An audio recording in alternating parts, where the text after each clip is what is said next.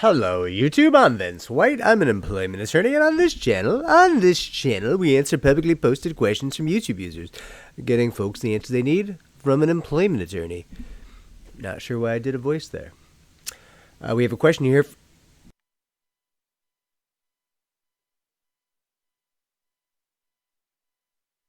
We have a question here from YouTube user Sanjata E8U, who asks us, "Hello Vince, hope all is well." Thank you. My cough is pretty bad today, but we will soldier on. Can I contact an employment attorney if I was a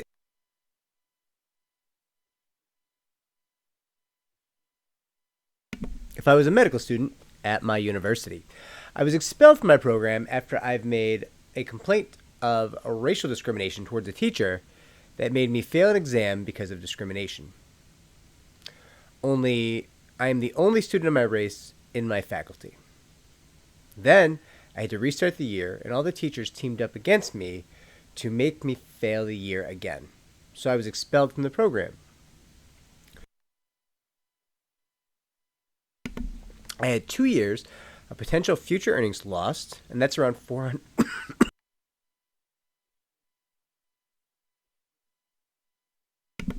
That's around $400,000. Forget the $400,000. You could have gotten out of med school and healed my cough. Think about me. Put me first. No, I'm kidding. Yes, that is a lot. That is a lot of lost earnings. I agree. Also, a couple of tens of thousands of dollars in damages from the fees I was paying for school.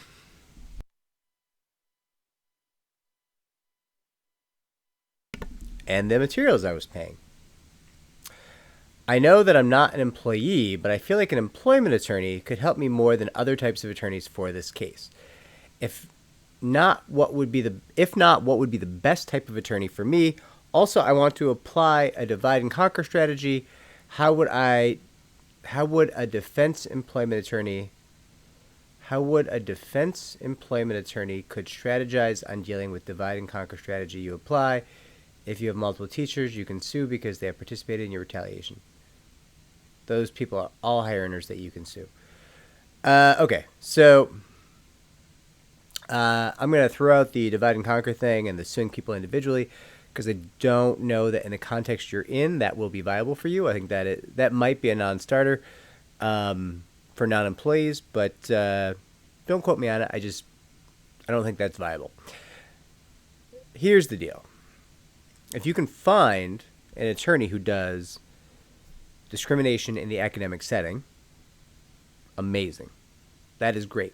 I'm very happy for you. I want you to find that person. Odds are, in most of the country, even in most of New York, you may not be able to, believe it or not.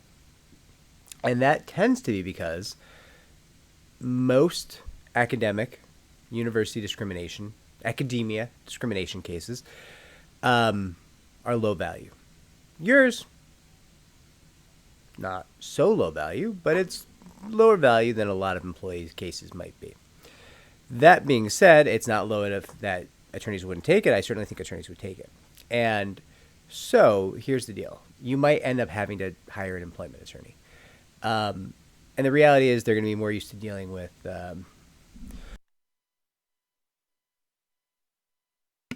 discrimination and retaliation claims than really anybody else in the country. You could argue maybe civil rights attorneys, but they're kind of a different creature in a lot of ways, and they're also kind of rare, and they tend to be kind of like bleeding hearts, true believers, which is amazing. I'm not faulting them, but it sounds like you're like, I want to get paid. I want to get the money and get made whole, which I respect.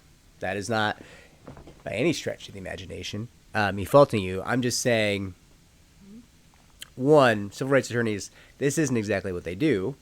And two, sometimes they have goals that differ from the goals of get this client paid, right? So, that's something to consider. Now,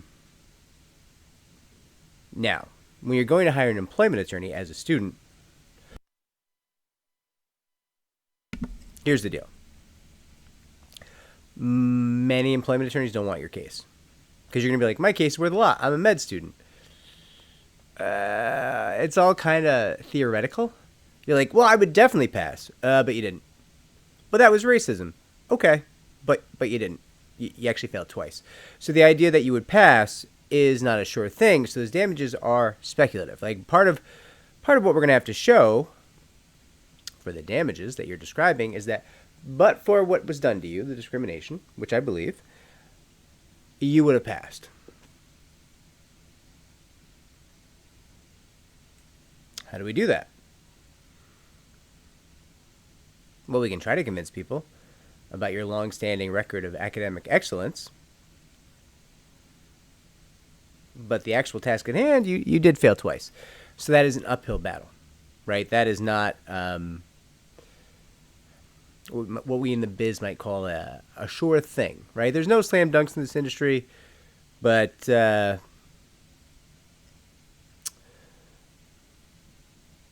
I'm not even sure we necessarily call your case a three-pointer. You know, it might be like a half-court shot, right? Not because I think we can't prove the discrimination. I think the case can be won. It sounds like you have good proof of the discrimination. But some of the damages are going to be speculative. And that's specifically what I'm referring to when I say, like, listen, high risk. Like, well, I would definitely have made $200K a year if I had passed. Okay. You got to pass. You got to keep passing. You got to pass all the way. Then if I understand the process, you got to match to get placed. And that's when you start earning, but you don't earn that well for a while. And then finally you start earning. That's a tough one. Listen. I think you would find yourself potentially paying hourly with most employment attorneys in this industry if you came in the door and wanted to bring that case. Just being upfront about it. Now, it doesn't mean it's a bad case. It just means the attorneys are going to look at it and be like, that's a little extra risk. The damages are not a sure thing. I like the liability portion of the case, right? There's two parts to the case. Can we win the case? What's the risk of the case, which is we call the liability, right? Can it be won? We believe it can be won. Great. I believe you, Sanjata, that you are saying this can be won. I believe you. I have no reason not to. You said it. Why would you lie to me? I'm a guy on the internet, right? The second part, though, is what you're describing as the damages component. And it's a little dicey. I'm not saying you're wrong. I think you've got a solid argument there. But it's a solid argument with a giant heaping of risk that would not necessarily exist in the economic damages component of, say, an actual employment law case, which some firm is going to have to give up the chance to bring if they bring this case for you, right? And that's presupposing, that's assuming most firms are in the position that we're in, where we have, a set number of slots per year for cases we can bring, about 450. Although we did just hire 3 new attorneys, so we're going to figure out what that new number is. But for us, all those slots are filled every year. And I think that's true for most employment firms. All the slots, all the cases that you can bring in a given year that you have the resources and the woman and manpower to bring, and the talent and the density of soul and the attention to detail to pour into. You figure out how many you can do, and you right by your clients, and hopefully the goal is to maximize risk and maximize value and minimize risk. Lord help me. And if you take that approach, you're going to come with a number, and you're going to be like, this is the responsible number of cases per year. And most employment firms will fill that quota very rapidly. Now, don't get me wrong. When they settle a case, when they move a case, when they try a case, and the case is won or lost, that case is over.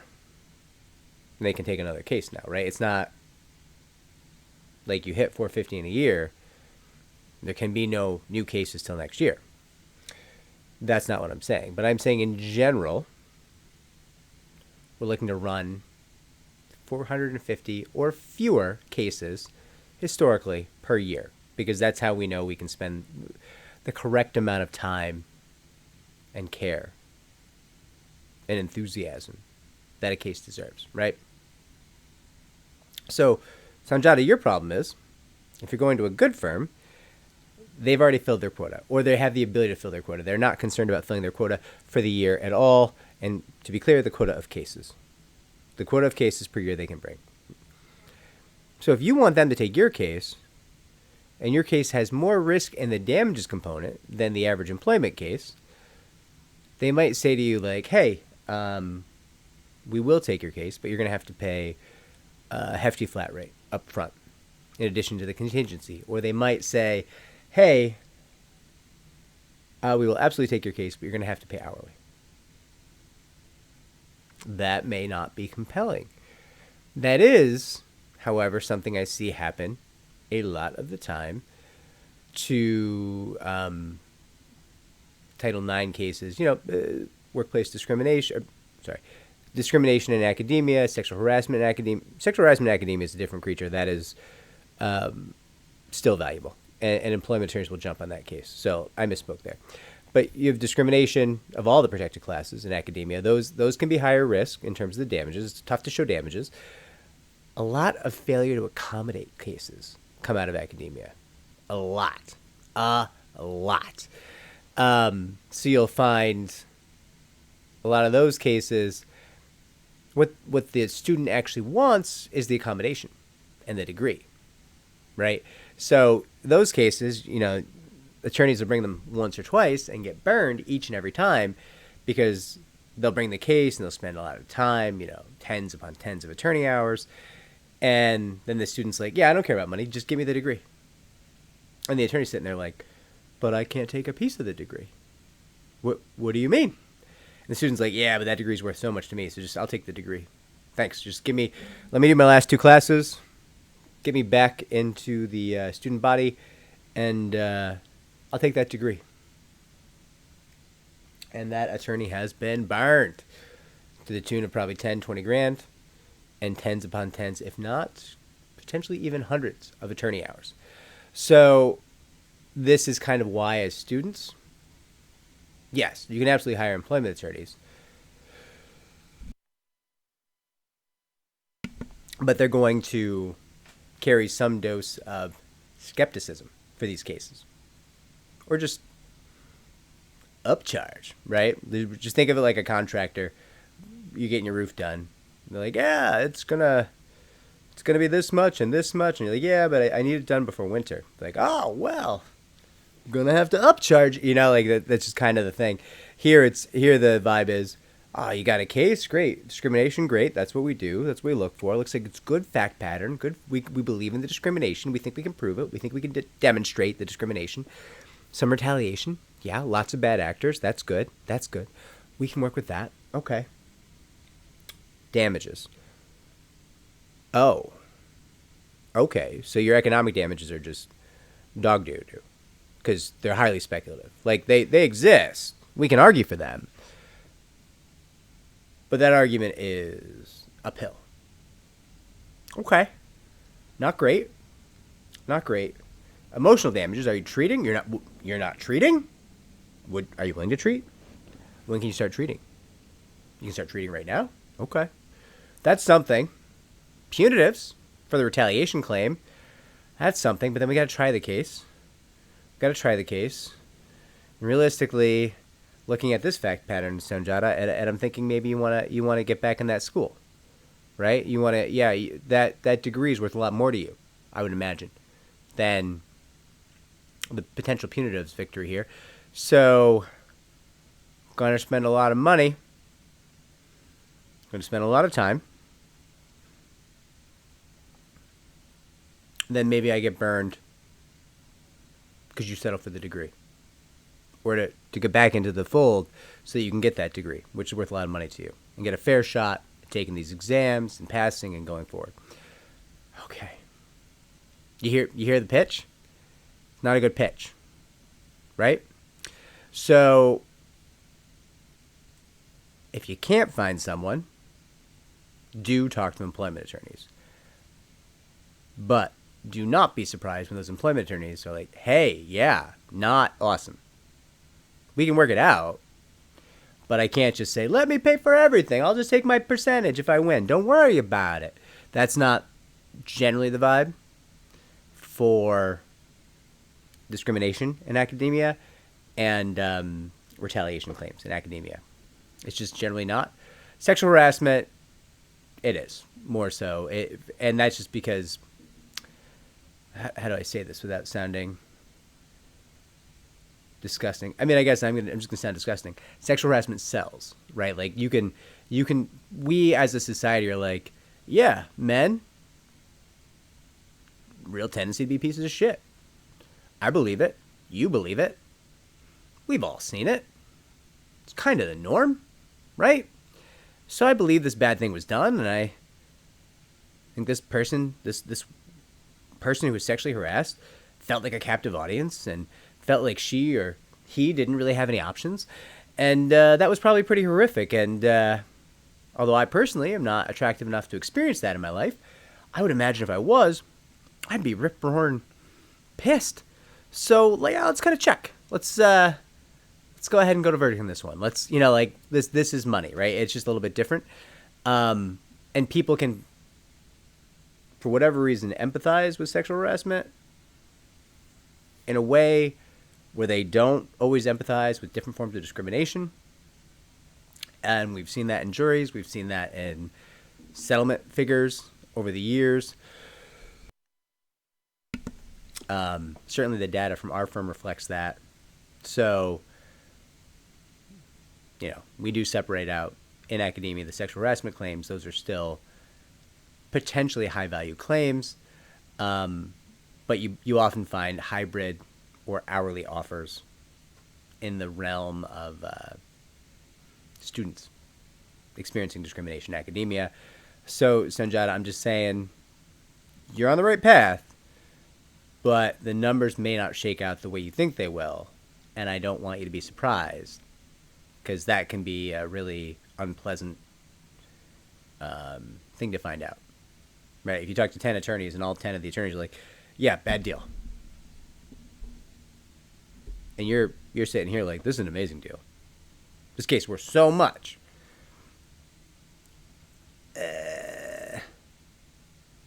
It's a case, and it has a value. And that value is potentially valuable. It's a lot of risk. And you're asking someone to embrace it for you. The risk, that is. And that can be a tough pitch. Anyways, I'm going super long. I hope this helps. I'm sorry about what you experienced in that med school. I hear med school is a vile place. Consider becoming an employment attorney.